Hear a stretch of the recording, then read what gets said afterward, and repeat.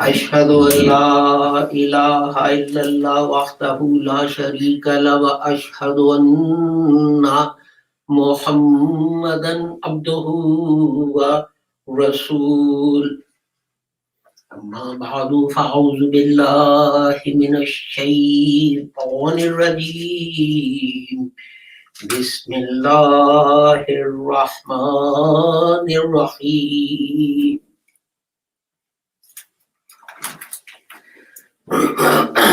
This is chapter 81, verses 8 and 9 that we are going to consider today. وَإِذَا الْمَوْءُودَةُ سُئِلَتْ بِأَيِّ ذَنبٍ قُتِلَتْ. And when the one buried alive is asked for what sin he was killed. Sadaqallahu al-aliyyul azim. And there was a custom amongst the Arabs at the time of the Holy Prophet Muhammad, and that was to bury their daughters at the time of birth, infanticide. And what we are going to look at today is ma'udatu, the word.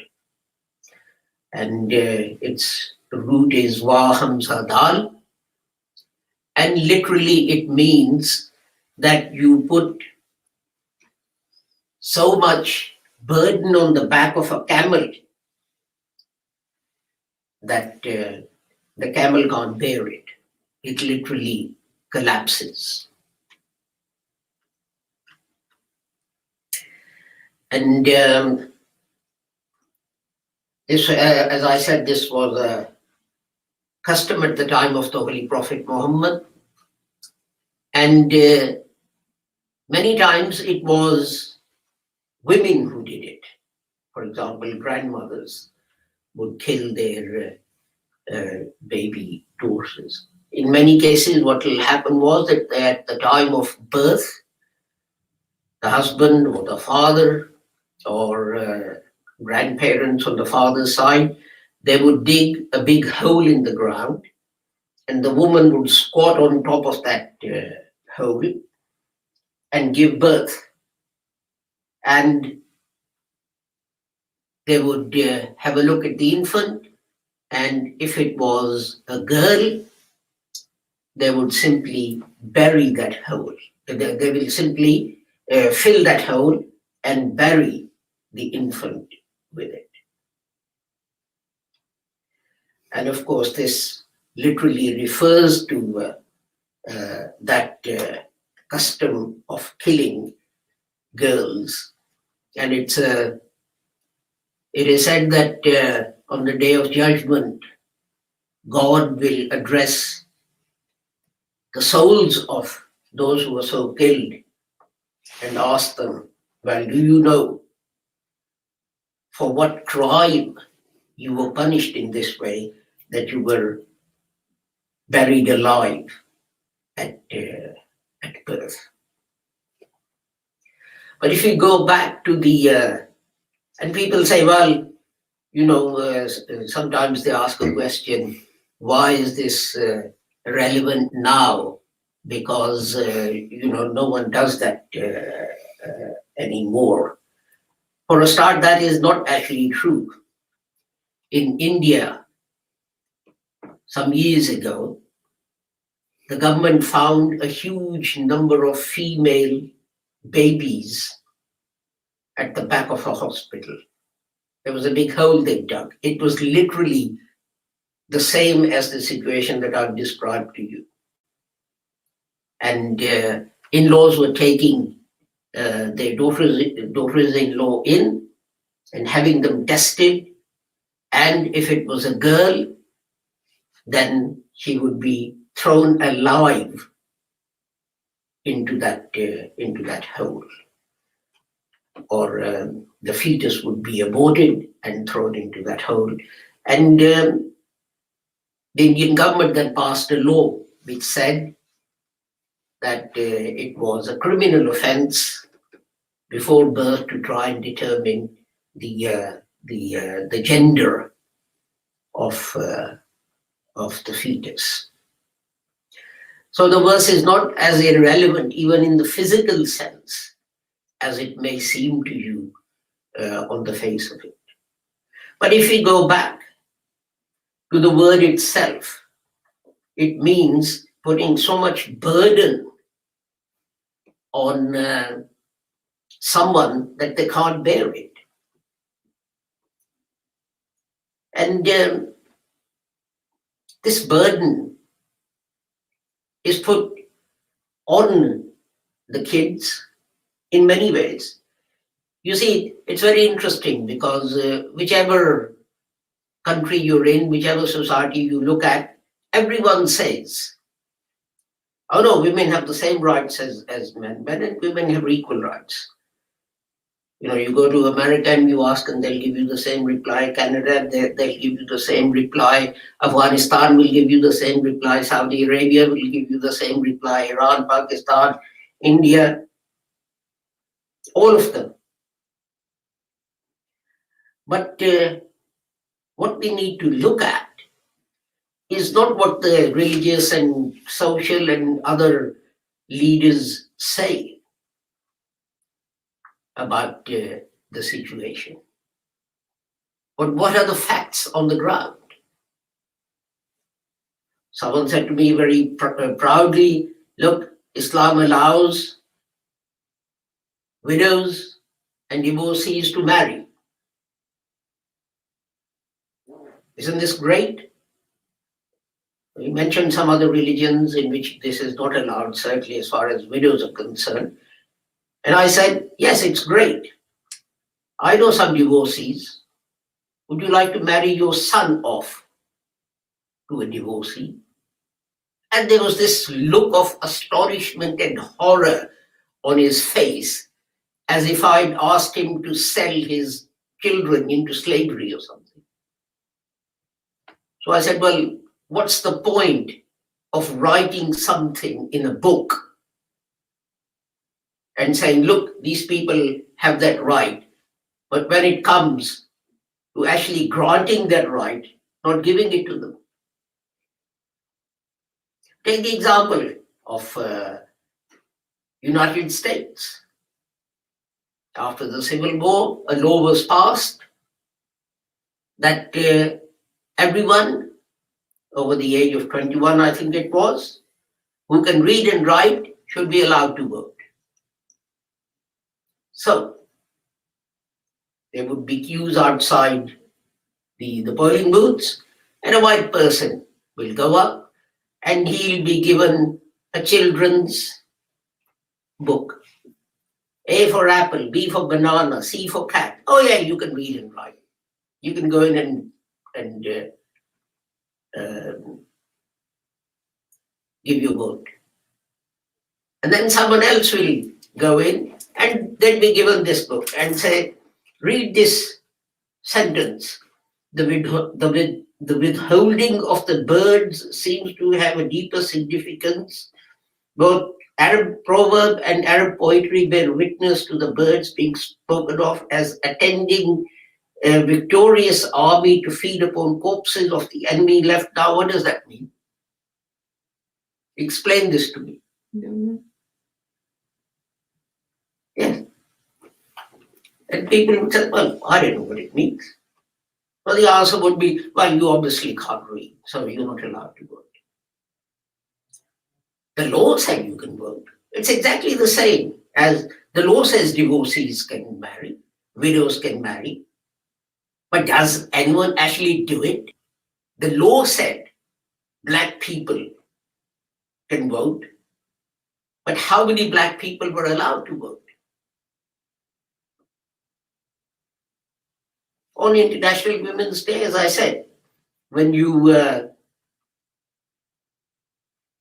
people are interviewed and you look at television, everyone is coming up with fine words, whatever country they're from. If you look at Pakistan, the country from where I come, women are normally denied the right to education. They're denied the right to health care. They're denied the right to employment. They're denied the right even to personal protection. It's not just women, it's all people who are politically weak, who depend on someone else. And you would say, well, Pakistan is a developing country and this and that and so on. So okay, let's have a look at the situation in the UK. It wasn't until John Stuart Mill in 1865 became Member of Parliament that there was a movement that women should be allowed to vote. So this is 1865. When did they first get the vote? 1918. But that wasn't everyone. Men were allowed to vote at 21.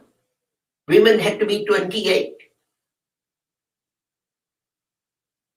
And it wasn't until 1928 that both men and women were given the same right to vote at 21. Now you see, this seems very odd. And the question is, that you can say, well, that's going back into history, things are different now and so on. These days we've had the lockdown, we've heard about deaths and we've heard about the National Health Service and so on.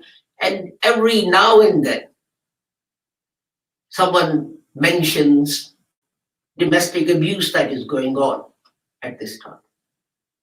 It's casually mentioned. If I counted up the number of minutes that are spent on this topic since February last year, you wouldn't get half an hour.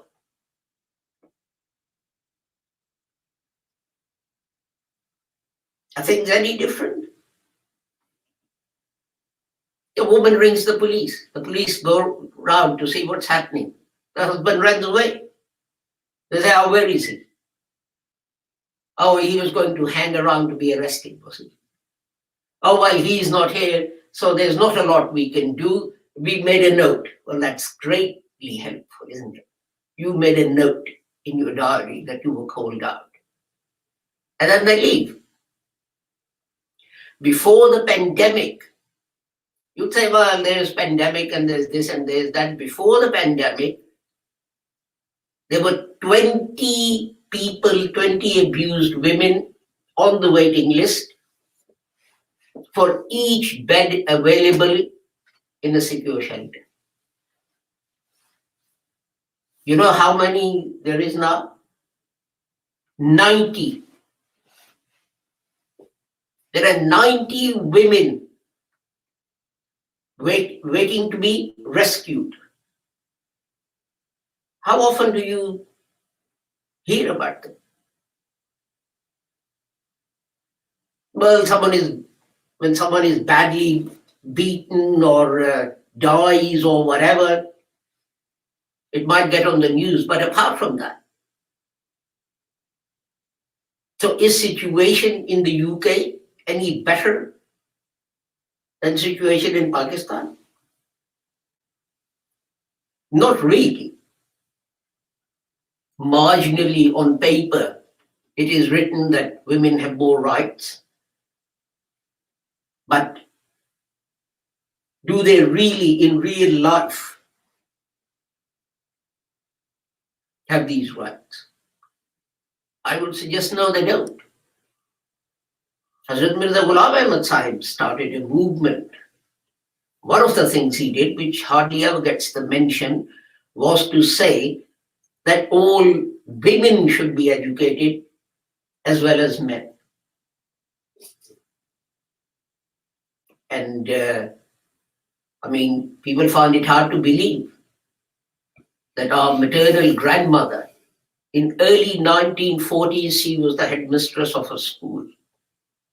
This was pre-partition India, when Muslims were in competition with Hindus and Sikhs and Christians and everyone else. That she managed to get promotion to be headmistress of a primary school. There's another incident in the life of Hazrat Sahib himself,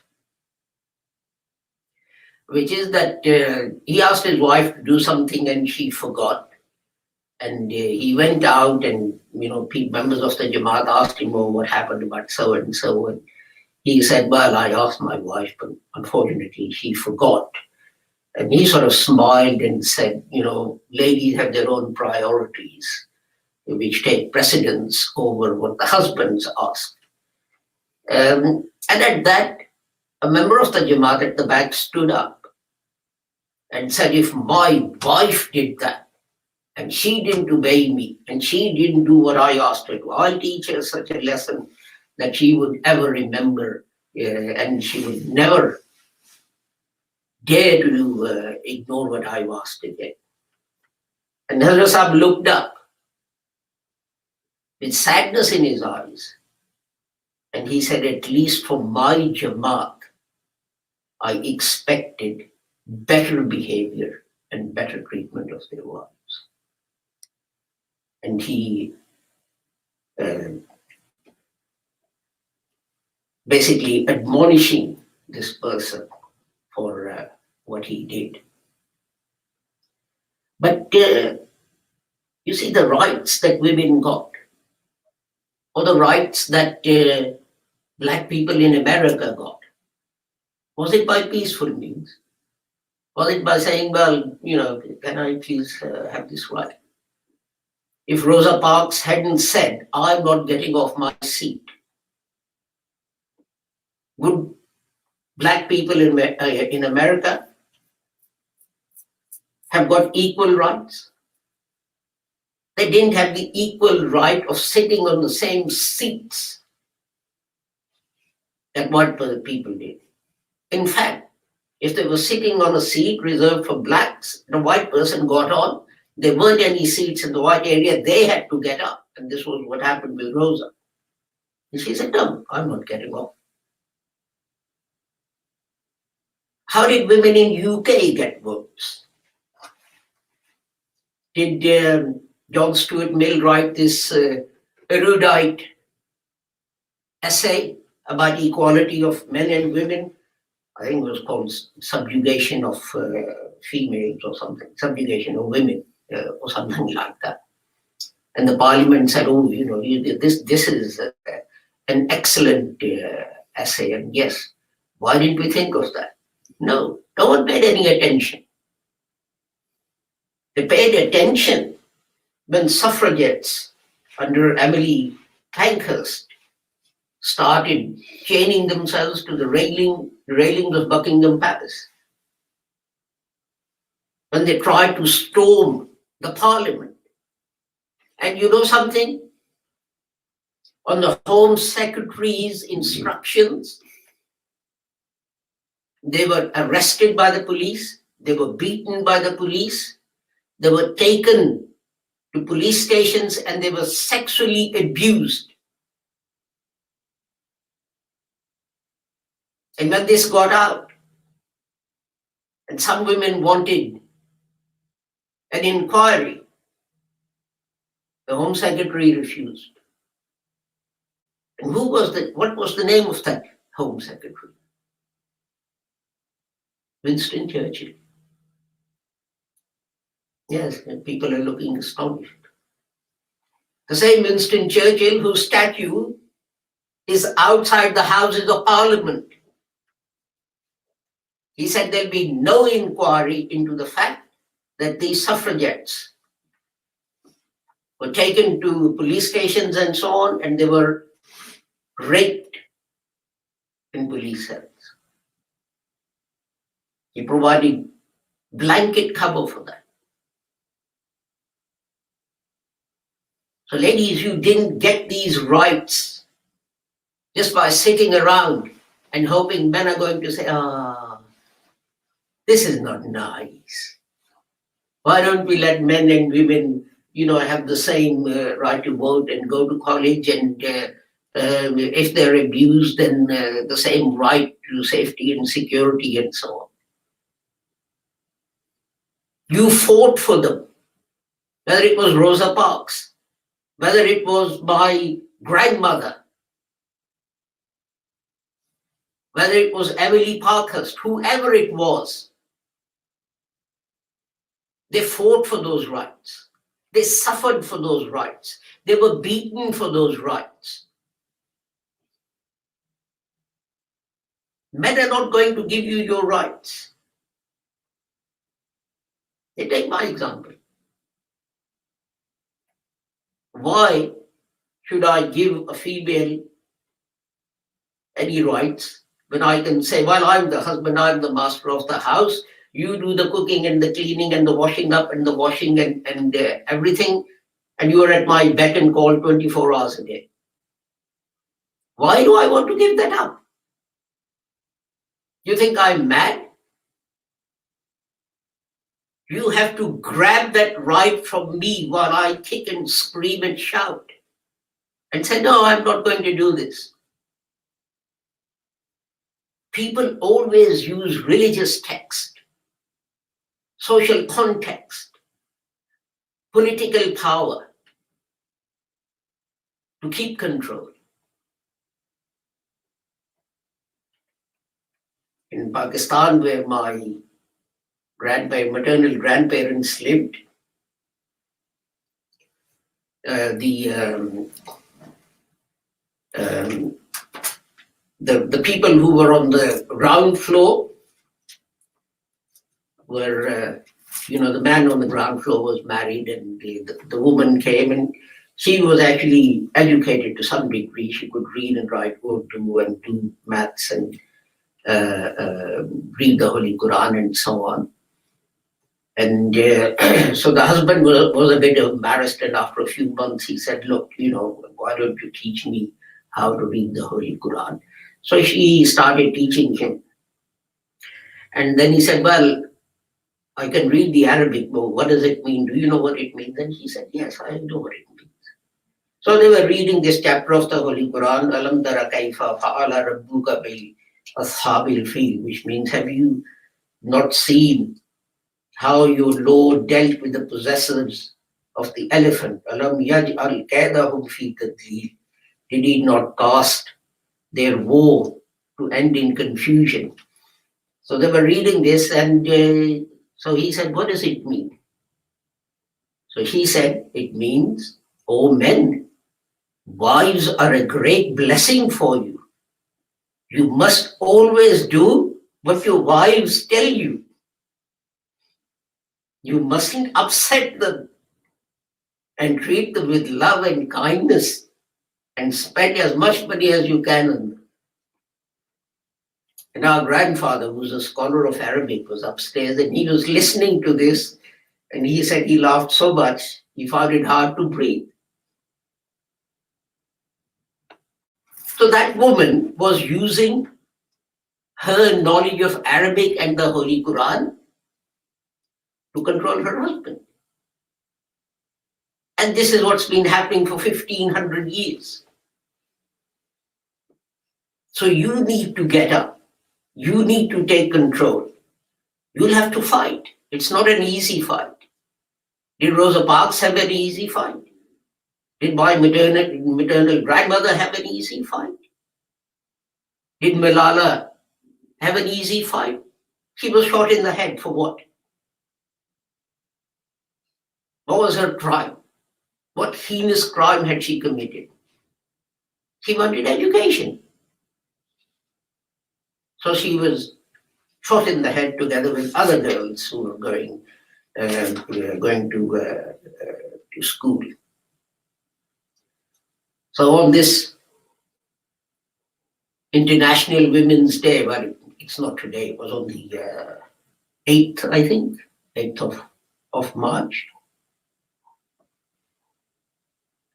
Look at the history of how you got the rights. And think about what you have to do. No government is going to give you. Do you think the government is going to do anything about domestic violence or anything else? Unless you force them to. If someone dies, they make some polite noises and so on. Do you know, in America, until, I say recently, but okay, let's put it this way, originally, if a woman subjected to domestic abuse retaliated and killed her husband, she was sent to the gallows for murder. The fact that that man might have been beating her for years and years and years wasn't enough of a defense. It was only when women rose up and fought that it was recognized that that was justifiable defense.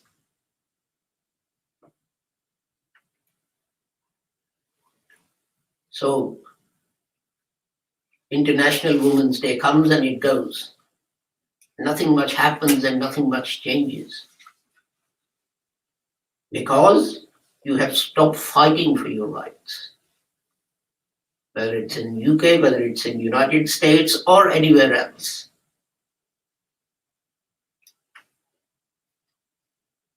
So if you want your rights, make a grab for them. Don't sit there expecting men to hand them over. We'd never do it. Barakallahu lana wa lakum fil Qur'anil Azim wa nafa'ana wa iyyakum bil ayati wa zikril hakim innahu ta'ala jawadun kareemun malikun barufur rahim.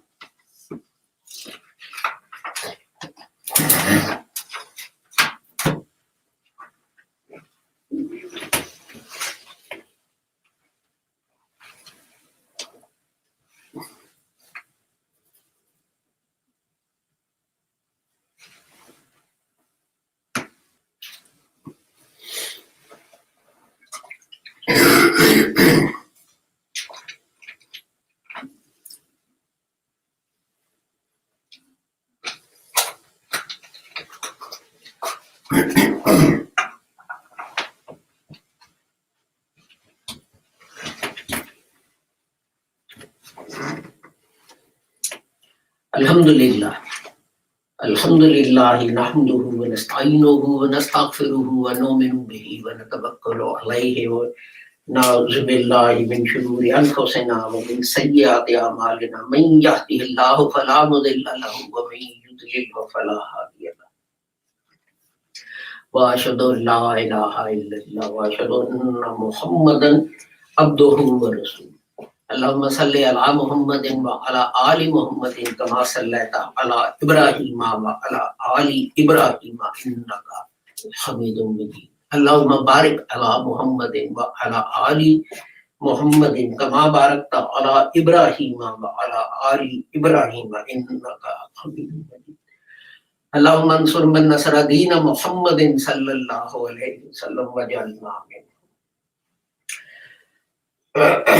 Waqsul man khazala dina Muhammadin sallallahu alayhi wa sallam wa la taj'alna Ibadallah rahmukumullah innallaha ya'muru bil adli wal ihsani wa ita'i dhil qurba wa yanha 'anil fahsha'i wal munkari wal baghi ya'izukum la'allakum tadhakkarun. Uzkurullaha yazkurkum wad'uhu yastajib lakum wa la zikrullahi akbar wallahu ya'lamu ma tasna'un.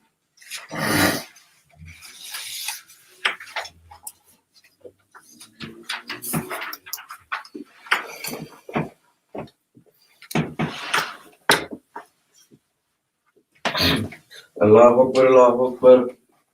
أشهد أن لا إله إلا الله أشهد أن محمد رسول الله حي على الصلاة حي على الفلاح قد قامت الصلاة قد قامت الصلاة الله أكبر الله أكبر لا إله إلا الله Allahu Akbar.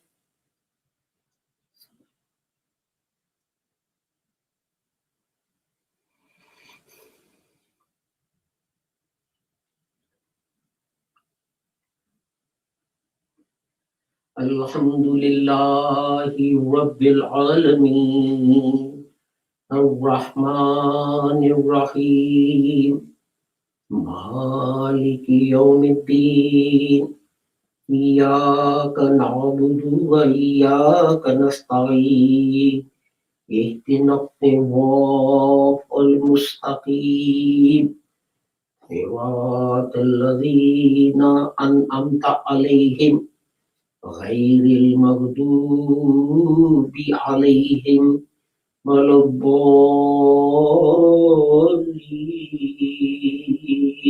Amin. Qul huwallahu ahad. Allahu samad. Lam yalid wa lam yulad. Wa lam yakul lahu kufuwan ahad. Allahu Akbar.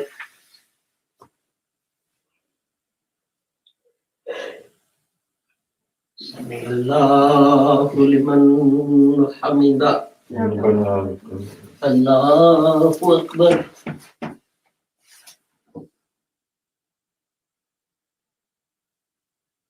Allahu Akbar.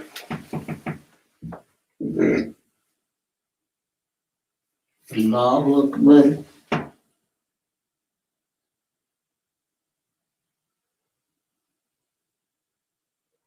Allahu Akbar. Alhamdulillahi Rabbil Alameen. Ar-Rahmanir Rahim. Maliki Yawmiddin. Iyyaka na'budu wa iyyaka nasta'in. Ihdinas siratal mustaqim. Siratal ladzina an'amta 'alaihim ghairil maghdubi 'alaihim waladdallin.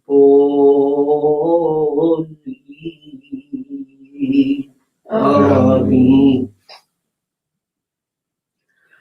Qul a'udzu birabbin nas, malikin nas, ilahin nas, min syarril waswasil khannas, alladzi yuwaswisu fi sudurin nas, minal jinnati wan nas. Allahu Akbar.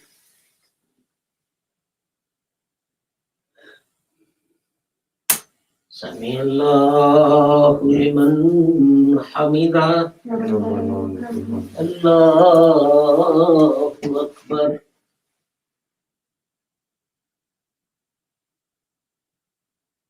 Allahu Akbar.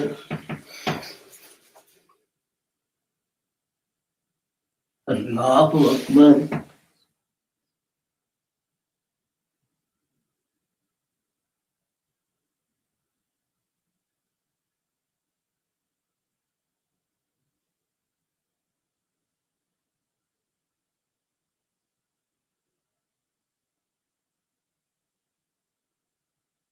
Allahu Akbar.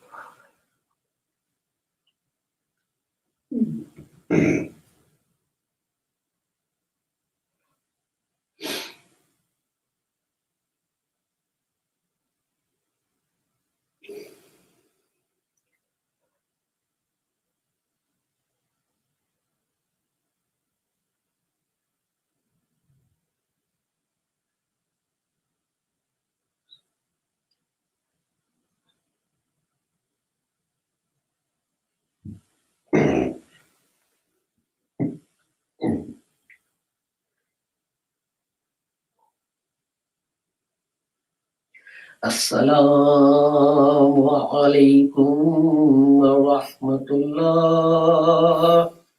Assalamu alaikum wa rahmatullah. Astaghfirullah. Astaghfirullah. Allahumma salli.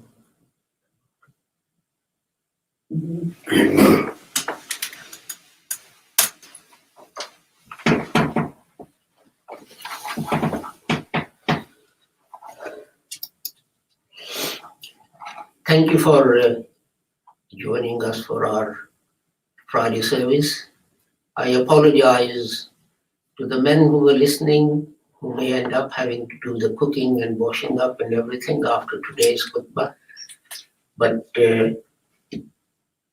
remember the hadith that at home the Holy Prophet many times did the cooking and shared household chores with his wives.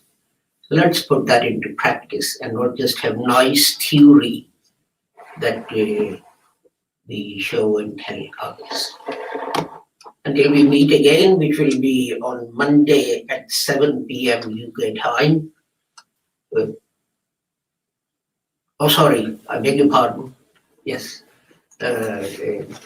Sunday, 9 o'clock, Call of the Messiah in Urdu and 9:30 Call of the Messiah in English. I beg your pardon. So we hope we'll see you for that broadcast on radio. Until then, I pray that whoever you are, wherever you are, may Allah keep all of you safe and sound and free from harm. Assalamu alaikum. Khuda Hafiz. Goodbye.